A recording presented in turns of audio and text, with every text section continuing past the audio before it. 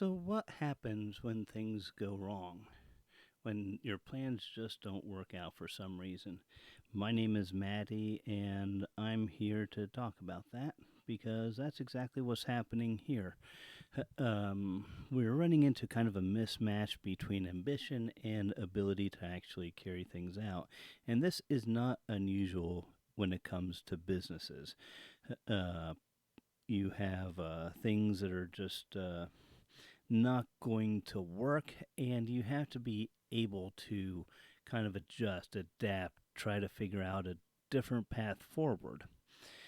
And one of the reasons why we're doing things the way we are here is it's because everything that we're doing is pretty low cost startup stuff.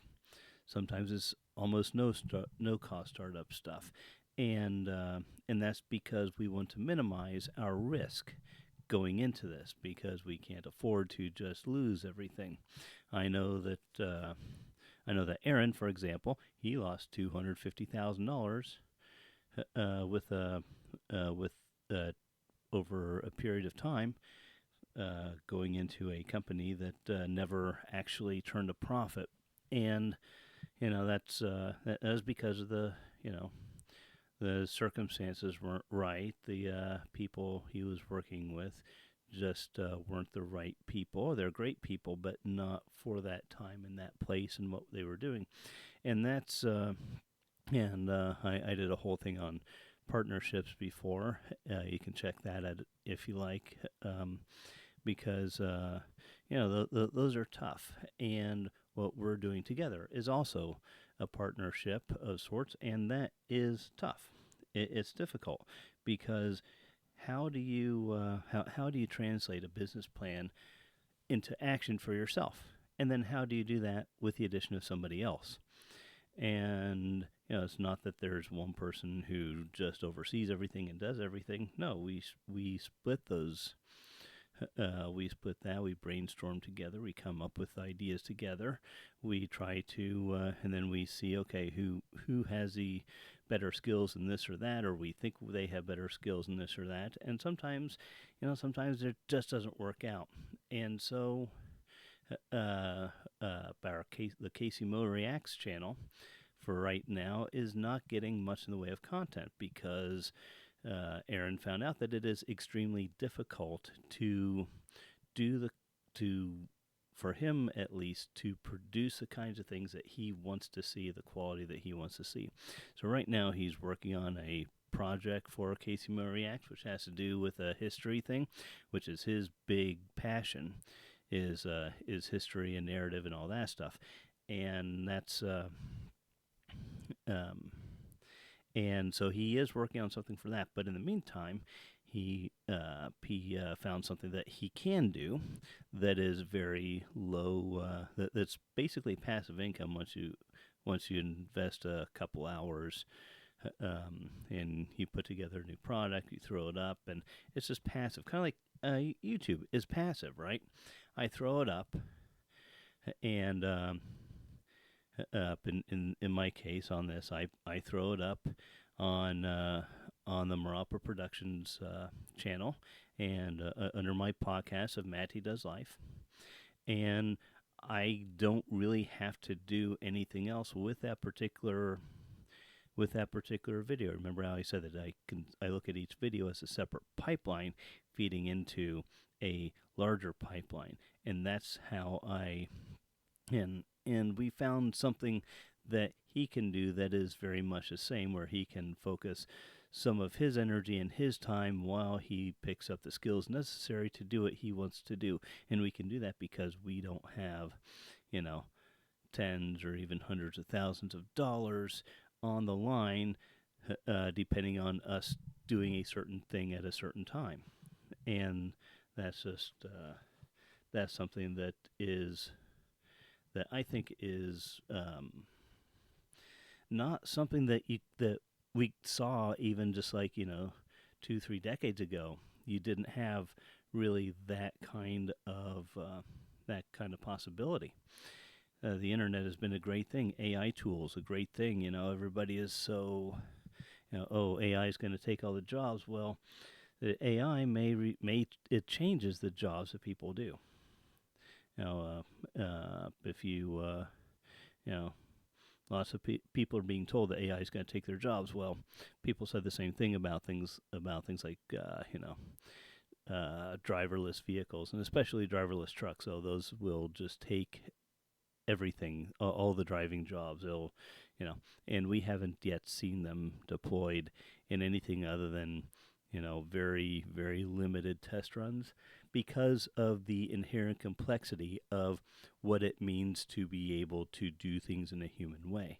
I mean, you can have AI chatbots and all that stuff, and that's great. Okay, maybe that means that you don't need to have a customer service center with people from like Malaysia or Indonesia or the Philippines, which is where at least most of them that I have interacted with, that's where they're actually from, not India. But you can replace those with chatbots to a certain extent. Basically they're the tier one support people, the chatbots, and then if there's something that they can't answer, then the chatbot can bring somebody else online. And what that means is that things do become more efficient, but also it allows people to develop more skills. It pushes companies to kind of increase, because you're talking about, and I know that this is going to be a bone of contention with a lot of people, and it should be, because all I'm doing is giving my opinion and giving my my perspective on things, and I don't really see any kind of thing that requires human judgment that you can just substitute for AI for that. It can augment it. It can look at large amounts of data. It can there's AI isn't just one thing. It's a whole bunch of things that, and each thing can work in different ways with different data sets or different types of inputs or outputs, and it's all thrown together under this rubric of AI when it's many different types of AI. And but as somebody who is launching a new business, and a new business that has to do with creativity and all that stuff, for me it is very exciting. For me it is, I can now, obviously I don't script my shows, right? You can tell I don't script my shows. I have ideas about what I want to talk about with you, because that's that's just good form. But I don't write this out. I don't script it. Some people do script my what Aaron's working on with Casey Moon Reacts. That's definitely going to have a script, and it's going to have video that he shot, and it's almost certainly going to have AI generated video as well for some things that he could not shoot.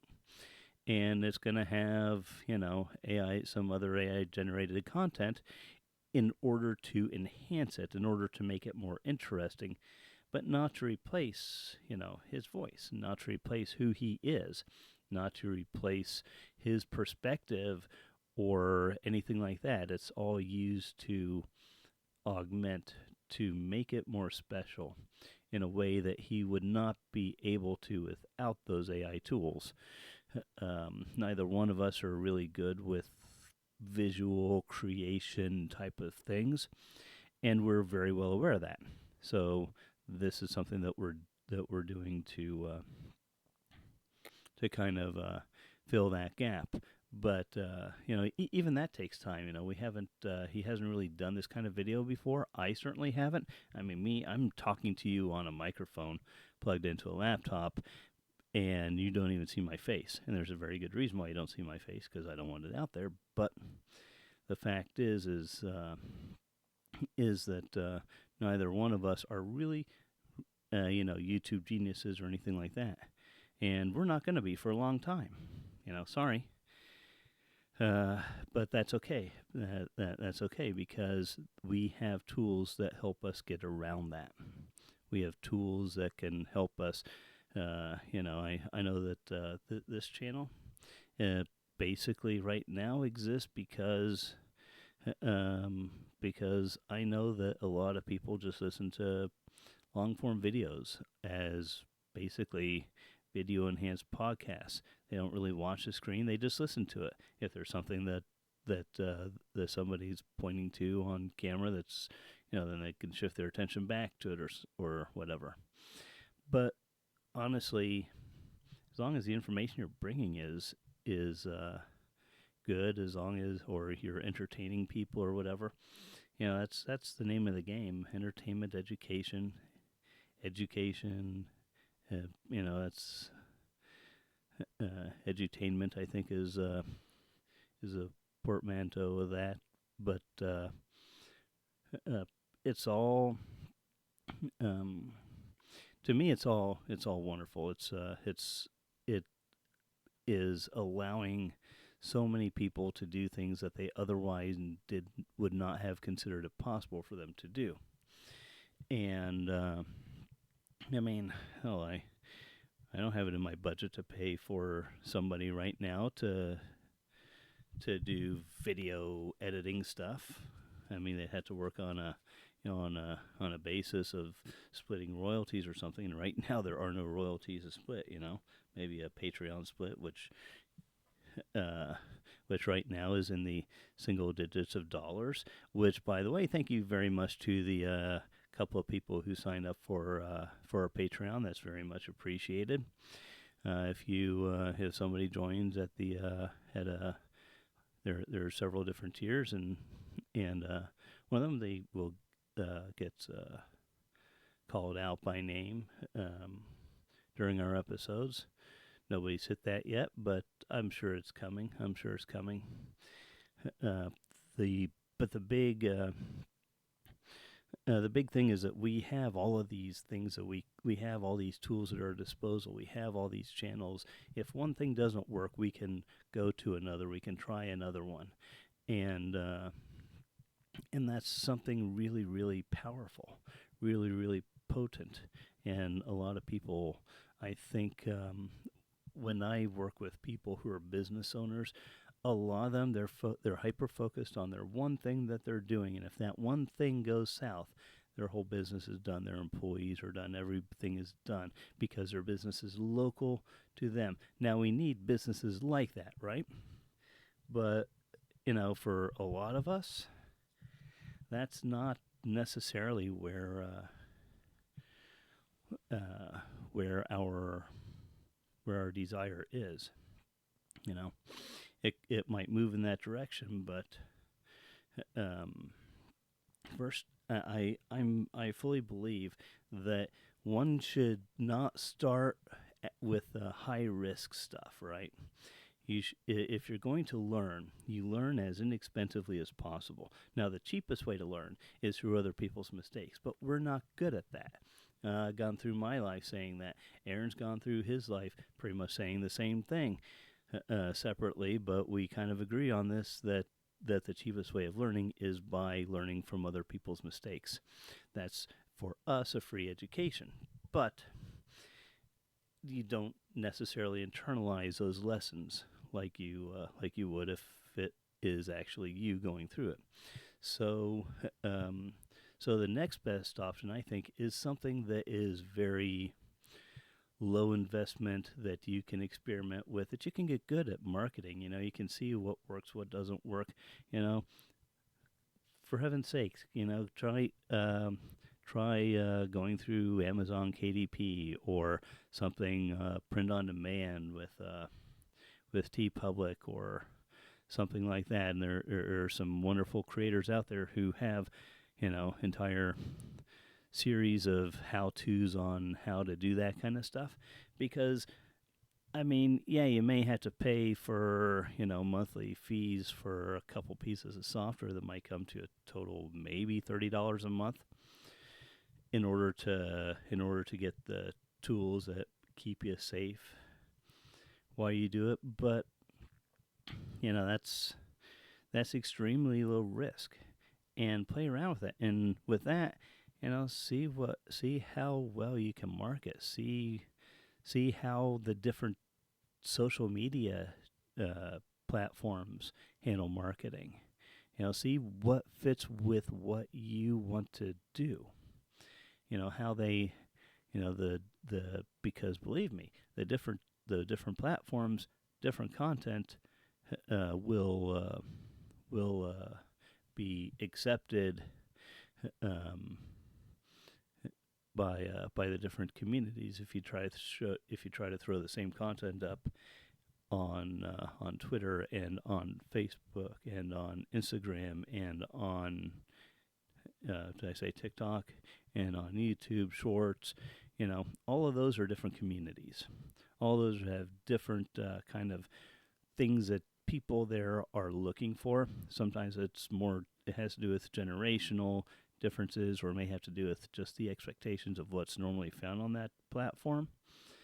Um, but you have to learn how to engage with people in different ways, and that's something that is that's very useful. It doesn't matter what business you're in. If you can't get the word out about your business, you're not in business. Now, some places like today we have these online marketplaces like Amazon, like eBay, like Etsy, all these places. They have their own native uh, people that they bring to you, right? They have their own. These are people looking for things. They have their own. There's going to be overlap in the buyers between the platforms, although you may never know it because they'll be under different screen names. But they go to the different places looking for different types of things and learning. And this is because this is something that is immediately transferable to the to a brick and mortar. Is the notion of location. Location, and location are the three most important things when citing a brick and mortar business. Are the people who are going to that you are aiming your business at, are they going to be able to find you where you're at? Do they go past those locations? Is it convenient to them? Which direction will they be heading? Because if you're doing a drive-through place that serves breakfast, probably getting them going to work is going to be more successful versus a place where they might be shopping and doing where they may be doing shopping after work on their way home. So even things like which side of the street can decide whether it's appropriate for your business or not. Or the traffic outside of a really ritzy mall in the strip mall next to it is probably going to be different than the shoppers inside the mall itself. Because you already go to the mall, you're going to be shopping inside that mall. You're probably not going to be hopping in your car, driving across the street, and parking there unless it's something that you really specifically need. But that's why you have companies like GameStop that will put sometimes a store outside in a strip mall across the street from the mall that they already have a GameStop in. I've seen that several times with different companies, and then talking to the store managers at those places, yeah, they tend to draw different crowds. So you get two sets of shoppers in the same area, depending on which side of the street that they're on, and they will have success in different profiles of products, and all of this is important information. But if you don't get the marketing down, if you don't already understand kind of the back end, the administration of a business, what it takes to, because if you don't want to have to worry about licenses as you're trying to install shelving in the store, that's, you should have already had that. You should already have your paperwork in order. You should already have your bank account set up. You should already have all this other stuff. And it's a lot easier to learn how to do that kind of stuff on an online business where it's mostly passive versus learning how to do it at the same time you're learning to do all of the brick and mortar stuff as well. There are certain commonalities those, and if you can get the things that are necessary for both, if you can get those in a much low stress environment with almost no financial risk on your part, then that's a good place to learn, I think. Now that's my perspective. You may have a different idea, but that's kind of that's where I'm at right now. And it allows you to fail. It allows you to say, okay, maybe I, maybe I am being too ambitious in this. Maybe we don't have the skills that are necessary. And we can just say, okay, let's go to something else. You can't do that if you already have a, a storefront full of specialized equipment and inventory. It's a little late to go, oops, this is harder than I thought. And that's, to me, that is just such a fantastic thing because, like I said, we didn't have very much of that back in the day. And I don't know. To me, opportunity is still there. You just have to be able to adapt yourself to what the opportunities are and decide whether you have the skills to do it, and if not, what are your fallback positions? What are your other options? And you take care of that before you need the money, before you need the income. You start building it before you need it, because by the time you need it, you're desperate and, oh my God, nothing's happening according to timeline. Screw the timeline. Screw the timeline. I mean, put up your goals. Try to meet those goals as best you can. But if you can't, then even with that, maybe you learn something. How to better set expectations, or oh, this process didn't work, so let's try adjusting it this way based on what we've learned along the way, based on new videos that we've watched. I mean, you can find lots of videos about videos on YouTube. It's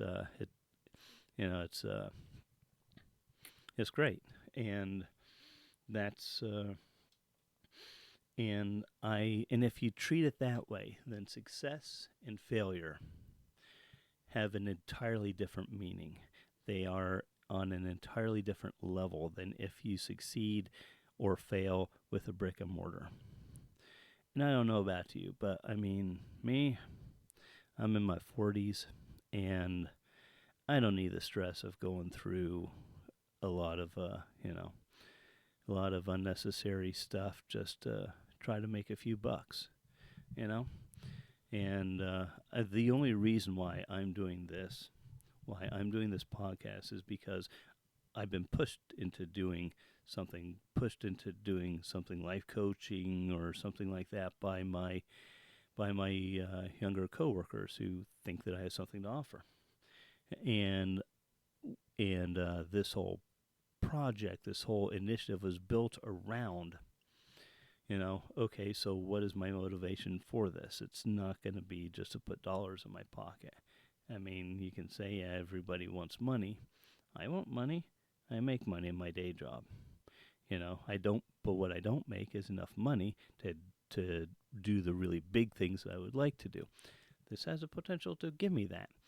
And so, and with everything being so low risk that we're doing, there's really no reason not to. Once I talked with Aaron and we discussed what it is that we really wanted to do, what we both wanted to help people, we wanted to help others, and there's multiple ways of helping people. There's, we're helping you provide for your family by, here is, Here is housing that is more affordable, something that you can live in and rent for an amount of money that a typical person can make. That's what we're aiming for, and that is not as simple as it sounds. But we have a way of dealing with that. It just is going to take time and it's going to take money, and in the meantime, we can help other people. I can help other people at least in this way by giving them some of the knowledge that I have, by sharing the lessons that I've learned and that I continue to learn, and by taking real world concrete examples, typically of stuff that happens to me, so that and use it to help teach others, to share with others, so that they can kind of reason through things themselves. Anyway, that's all I have for you.